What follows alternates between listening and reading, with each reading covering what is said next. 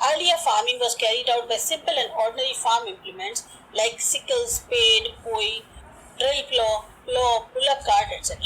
पहले जो खेती होती थी वो ज्यादातर साधारण औजारों से करी जाती थी जो खेत में यूज किए जाते थे। सिकल हो गया, स्प्लेड है, होई है, ड्रिल प्लॉ है, बुलक कार्ट है, इन सब का इस्तेमाल होता था। Now modern implements have entered into it, of which tractor, trailers, rotavators, etc. are common. तो अब जो है नई नई मॉडर्न मशीनरी आ गई है, नई नई तकनीक का इस्तेमाल होता है जिसमें ट्रैक्टर हैं, ट्रेलर्स हैं, रोटावेटर्स हैं, ये सब कॉमन है। Besides, modern equipment like thresher and harvesters are used in the wheat harvesting. इसके अलावा थ्रेशर का और हार्वेस्टर का इस्तेमाल होता है wheat harvesting में। There is an increase in the usage of chemical fertilizers, hybrid seeds, BT seeds, insecticides, drip irrigation and greenhouses. अब बहुत ज़्यादा इस्तेमाल होने लग गया है केमिकल फर्टिलाइजर्स का, हाइब्रिड सीड्स का, बीटी सीड्स का, इंसेक्टिसाइड्स का, ड्रिप इरिगेशन का या ग्रीन हाउस का। फिर टेक्निकल रिफॉर्म्स क्या हुए? The changes which have taken places in seed, fertilizer and farm implements in India are known as technical reforms. जो भी बदलाव हुए हैं, चाहे वो सीड्स में हो, फर्टिलाइजर्स में हो, फार्म इम्प्लीमेंट्स में हो इंडिया के अंदर, उन सबको हम टेक्निकल रिफॉर्म्स कहते हैं। The farmer who earlier used leather buckets and water wheel now use submersible pumps और monoblock pumps, solar pump, drip irrigation and sprinklers. जैसे पहले किसान जो हैं वो लेदर बकेट्स का इस्तेमाल करते थे, वाटर व्हील का इस्तेमाल करते थे, अब वो सबमर्सिबल पंप यूज करते हैं, मोनोब्लॉक पंप यूज करते हैं, सोलर पंप यूज करते हैं, ड्रिप इरिगेशन इस्तेमाल हो रही है या स्प्रिंकलर्स हो रहे हैं। Chemical fertilizers like diammonium phosphate, nitrogen, phosphorus, potash, urea and other biofertilizers, liquid biofertilizers, biotech seeds are used. इसी तरह से केमिकल फर्टिलाइजर्स में भी बहुत चेंज आया है। ये सब जो नाम दिए हैं इनका इस्तेमाल होता है। Farmers are constantly guided through radio, television, newspapers, DD Kisan channel, SMS on mobile by Kisan toll-free number 1800-180-1551. Government farm web portals, iKhedat and mobile app like AgriMarket. अब जो किसान है उसको भी बहुत ज़्यादा निर्देश मिलते रहते हैं रेडियो के थ्रू, टेलीविजन के, न्यूज़पेपर से, डीडी किसान चैनल की मदद होती है, एसएमएस मोबाइल पे जो किसान टोल फ्री नंबर है उससे लिख सकते हैं, किसान कॉल सेंटर जो है, गवर्नमेंट फार्म वेब पोर्टल्स हैं, iKhedat है या फिर क्या कहते हैं मोबाइल ऐप जैसे agri market. New agricultural researches and new techniques are conveyed to the farmers in the villages by ग्राम सेवक। नई एग्रीकल्चर पे जो रिसर्च हुई है, नई तकनीक जो आई है, उसका किसान को बताया जाता है गांव के अंदर ग्राम सेवक के द्वारा। A farmer training center is established in every district headquarter wherein the farmers are given training. अब एक फार्मर ट्रेनिंग सेंटर जो है एस्टैब्लिश किया गया है हर डिस्ट्रिक्ट हेडक्वार्टर में, जहां किसानों को ट्रेनिंग दी जाती है। Recent information and guidance are provided to the farmers through agricultural fairs in Gujarat.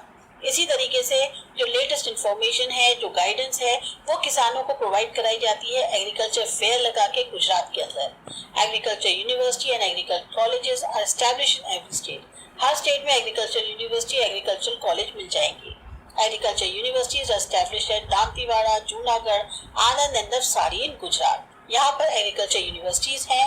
These universities carried out research and prepared new experts in agriculture. तो ये जो यूनिवर्सिटीज हैं ये रिसर्च भी करती हैं और नए एक्सपर्ट्स भी जो है तैयार करती हैं एग्रीकल्चर में। Besides these, Indian Council for Agricultural Research and Department of Agricultural Research and Education are active at national level. इसके अलावा जो Indian council for agricultural research है ICAR और department of agriculture research and education DARE, ये दोनों ही active हैं national level पे। Institutional reforms, the reforms connected with land ownership, crop subsidy and sale of farm produce are considered to be institutional reforms in India. जो बदलाव हुए हैं land ownership को लेकर या उससे जुड़े हुए हैं, क्रॉप सब्सिडी से या सेल जो फार्म प्रोड्यूस की होती है, उन सबको माना जाता है इंस्टीट्यूशनल रिफॉर्म्स इंडिया के अंदर। Government has discarded landlordism and stop the exploitation of farmers.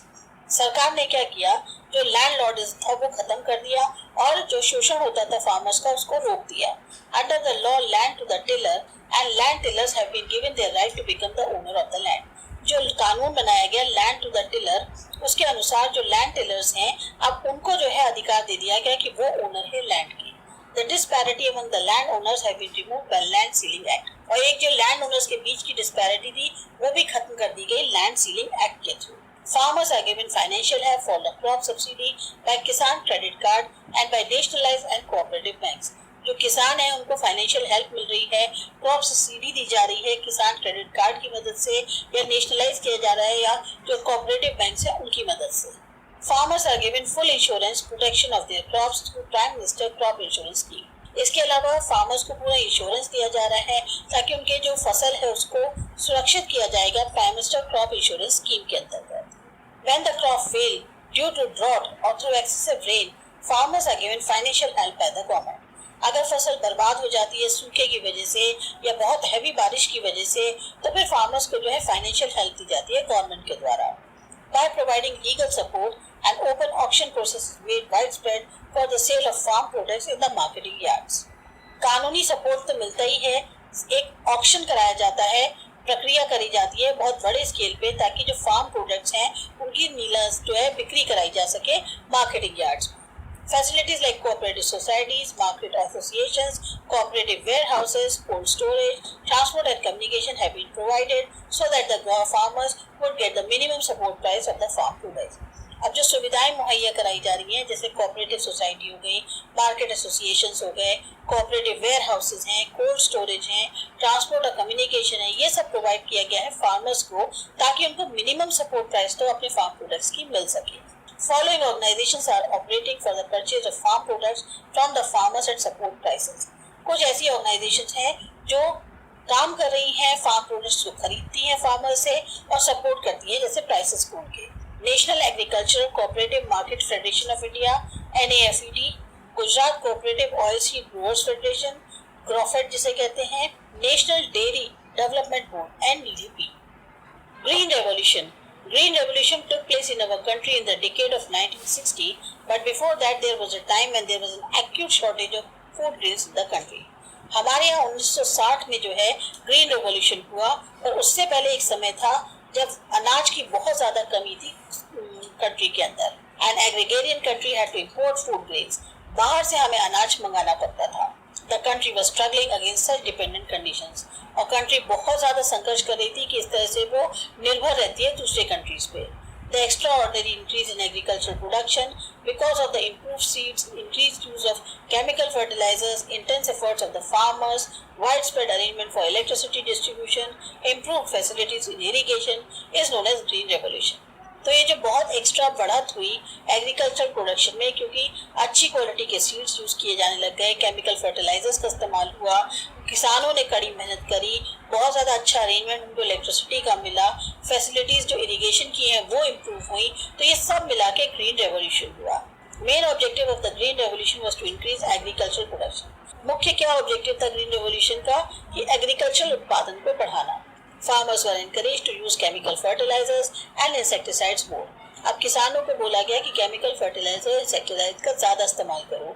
This led to attain the target to increase the agricultural production. नतीजा क्या हुआ कि उनका एक टारगेट था कि एग्रीकल्चर प्रोडक्शन को बढ़ाना है। There has been a record production of wheat and paddy due to green revolution. और इस ग्रीन रेवोल्यूशन की वजह से रिकॉर्ड प्रोडक्शन हुआ, उत्पादन हुआ व्हीट और पैडी का। Where there is a scarcity of food grains in the country, today there is sufficient storage of the food grains. कहाँ एक तरफ जो है पहले ये हालत थे कि अकाल पड़ा रहता था अनाज का, और आज इतना मात्रा में है कि अगर कोई प्रॉब्लम हो तो पूरे कंट्री को खिलाने के लिए अनाज है। Once drought was a hazard of the regular interval in India. सूखा जो है हर वक्त पड़ जाता था रेगुलर इंटरवल्स पे इंडिया के अंदर। Its adverse effect are not seen after the green revolution. पर उसका जो बुरा असर होता था वो ग्रीन रेवोल्यूशन के बाद देखने को नहीं मिला। Due to the buffer stock of the food grains, the condition of drought of scarcity are faced conveniently. अब क्योंकि अनाज की मात्रा काफी ज्यादा उसमें हमने स्टोर कर रखा है, स्टॉक अवेलेबल है, तो सूखे की कंडीशन जो होती है जहाँ पर भी वहाँ आसानी से निपटा जा सकता है। The self-sufficiency in food grains is a landmark of historic achievement of green revolution. तो हम लोगों ने जो आत्मनिर्भर हुए फूड ग्रेन्स में, ये एक तरह से लैंडमार्क है, हिस्टोरिक अचीवमेंट कह सकते हैं ग्रीन रेवोल्यूशन का। Today the production of cash crops has increased and the production of pulses and other cereals has decreased with the repetition of the same crop. अब जो कैश क्रॉप्स हैं उनका उत्पादन बढ़ गया है और जो पल्सेस और बाकी सीरियल्स जो हैं उनका कम हो गया है या रिपीटिशन होता है सेम क्रॉप का। To reach the stage where the other countries of the world have progressed using better technology in agrarian field, we will have to be ready for the next green revolution.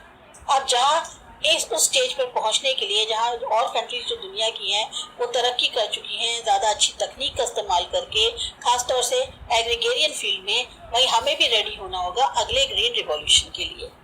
Role of agriculture in Indian economy. Agriculture is the main occupation in India. हमारे यहाँ main occupation India में agriculture है। The pressure which India had at the time of independence is now reduce somewhat. जो independence के time पर India के ऊपर pressure था, अब वो काफी हद तक कम हुआ है। However, it still has an important contribution in Indian economy. तब भी इंडियन इकोनॉमी में इसका काफी बड़ा कंट्रीब्यूशन है। It provides employment to about 1/2 of the population of the country. लगभग आधी पॉपुलेशन जो हमारी कंट्री की है उसको रोजगार मिलता है।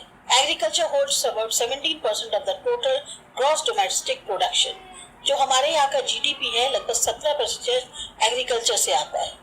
Paddy, wheat, oilseeds, cotton, jute, sugarcane, tobacco, potatoes are major agricultural products of India. ये मुख्यतः एग्रीकल्चर प्रोडक्ट्स हैं इंडिया की। Much foreign exchange is earned from their export. इसको एक्सपोर्ट करके बहुत फॉरेन एक्सचेंज आता है। India rank second in the world in agrarian production. जो इस तरह से खेती बाड़ी से उत्पादन होता है उसमें पूरी दुनिया में इंडिया सेकेंड नंबर पे है।